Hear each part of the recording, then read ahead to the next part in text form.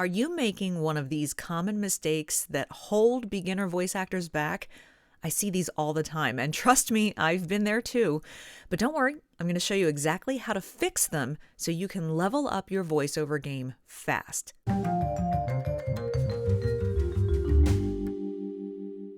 Hi there, my name is Amy. I'm a more than 15-year veteran of the voice acting industry and an Emmy-nominated broadcaster.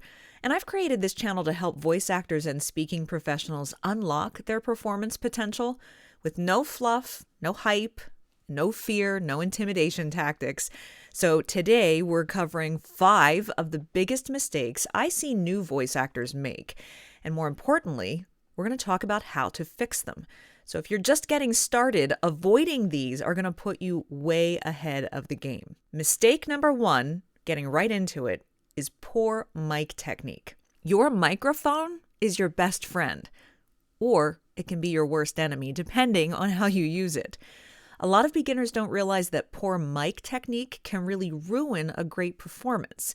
What are some of the problems? Well, holding the mic too close to your mouth. You'll definitely get those dreaded plosives, those big bursts of air on P and B sounds. See, don't want that. Too far away, you're going to sound weak and distant. Ugh. Inconsistent positioning, and that doesn't necessarily mean that you would do this. It would be inconsistent positioning where you're moving around quite a bit and you hear how that changes. Your audio levels are going to be all over the place. So the fix? Keep your mic 6 to 12 inches away and just off center to avoid those plosives. The idea there is when you use those consonants p and b, you want the air to actually go past the microphone, not directly into it. I also recommend using a pop filter like I have here. I can leave you a link down in the description to the one that I use, but it just helps take the edge off of those bursts of air a little bit more. But having your microphone positioned just slightly off center allows you to direct that extra air past the microphone, not into it. And then keep consistent positioning. Mark your spot if you have to until you get used to where you should sit in relationship to the microphone. And trust me, a little bit of mic awareness goes a really long way towards sounding professional. Mistake number 2 is neglecting vocal warm-ups. And I totally get this. It's something I was guilty of not doing for a long time. I mean, we're talking years of my voiceover career. Warming up can feel like just an extra step at the beginning of your day when you just want to hit record, you just want to get going, you just want to get that audition out, you just want to get to work. But skipping it is kind of the equivalent of running a marathon without stretching first. You're going to feel it later. And you might not feel it in terms of sore muscles, but you might get a sore and raw throat sooner than you would if you had properly warmed up and hydrated and taken care of your vocal cords. But more noticeable will be the difference in the tone and the sound of your voice and how quickly it wears down. A cold voice, one that hasn't been warmed up, a cold voice sounds really weak, tight, even strained. And over time, that lack of warm-ups will really lead to vocal fatigue and possibly even damage. So what's the fix? Breath support exercises every day before you begin, like deep belly breaths and hissing exhales. Do lip trills and humming exercises to loosen things up in your vocal cords, articulation drills to sharpen clarity. And you might be thinking, well, what are all of those and what should I do? If you want a simple way to warm up without having to overthink it, I've got a private follow-along warm-up video where you can just hit play and do it with me every morning. More on that in a second, so stick around.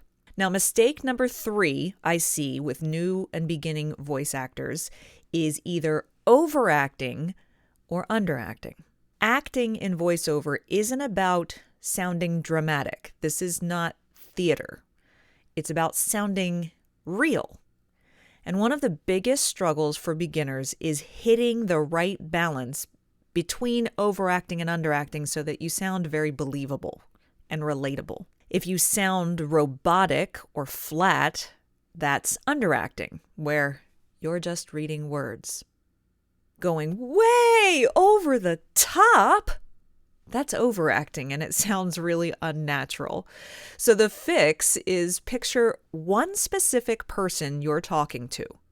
And this makes it feel conversational. I always like to recommend to people, imagine that sitting across your desk from you is a good friend that you're sitting with at a coffee shop or in your living room, and you're catching up with each other, just having a conversation. And imagine to yourself that the script that you are reading, whatever it is that you're narrating, you're just talking to that other person that you have in your mind. And that will help you relax. It takes a little bit of that formality off of your read.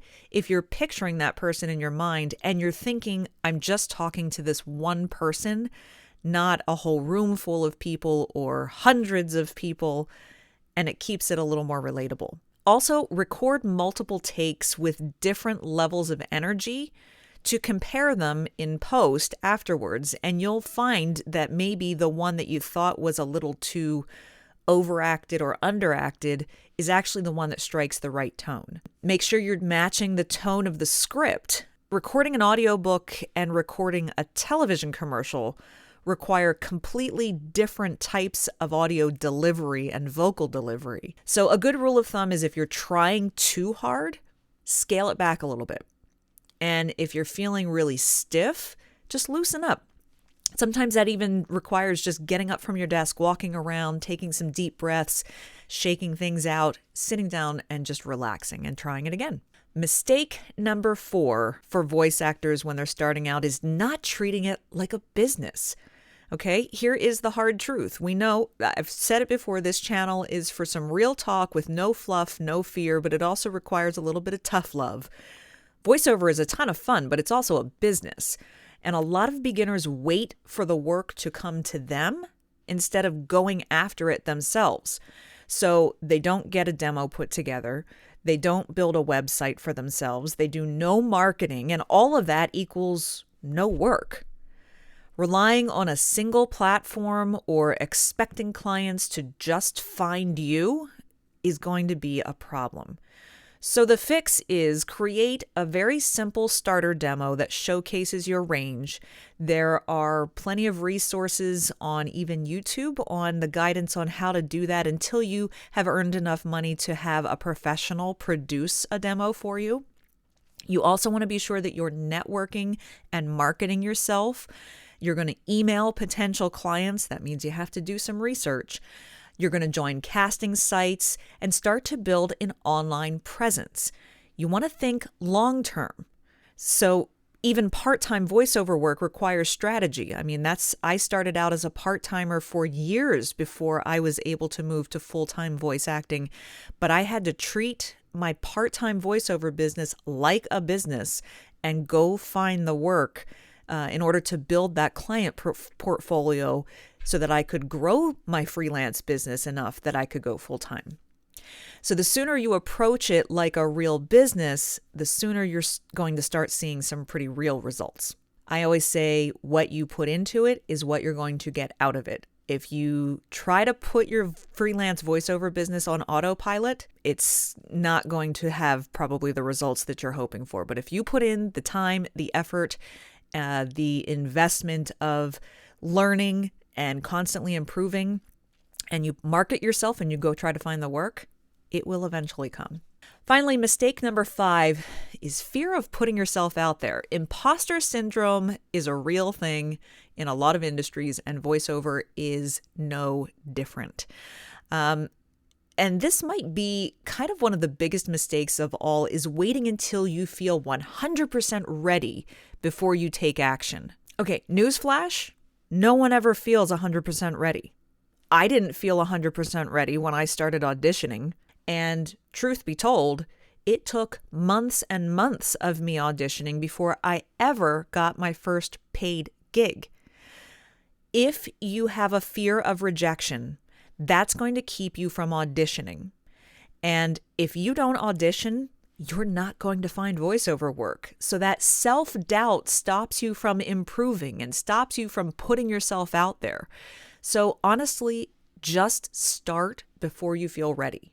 Confidence is going to come along with experience. So submit auditions, even if you think you're not going to get a booking from it, because if you look at auditions like practice, then you're going to come to appreciate all of the dozens and hundreds and maybe eventually thousands of auditions that you do, because every single one of them is an opportunity for you to practice your vocal delivery, practice your mic technique, practice how you correspond with potential clients. So stop overthinking it. Progress beats perfection every time. Remember what I always say, take one small step every day to move you forward and closer to your goal. The only way you're going to get better is to show up every day and do the work. Do it for you. So tell me, are you guilty of any of these mistakes? Don't worry if you say yes. We have all been there. I was guilty of plenty of these when I started. The key is recognizing them early on and just making adjustments so that you can grow faster. Now, if this video helped you today, make sure you hit subscribe for more voiceover tips and training. I'll be having them out every Wednesday here on the channel. And as I mentioned, if you want to make sure your voice is always in top shape, then grab my free private follow-along warm-up video. It'll guide you through the exact routine I use every day. Just click the link down below to get instant access. And now that you know what not to do, what should you focus on first as a beginner? Maybe you're asking yourself that. I break it all down in this next video, so click here to watch it now.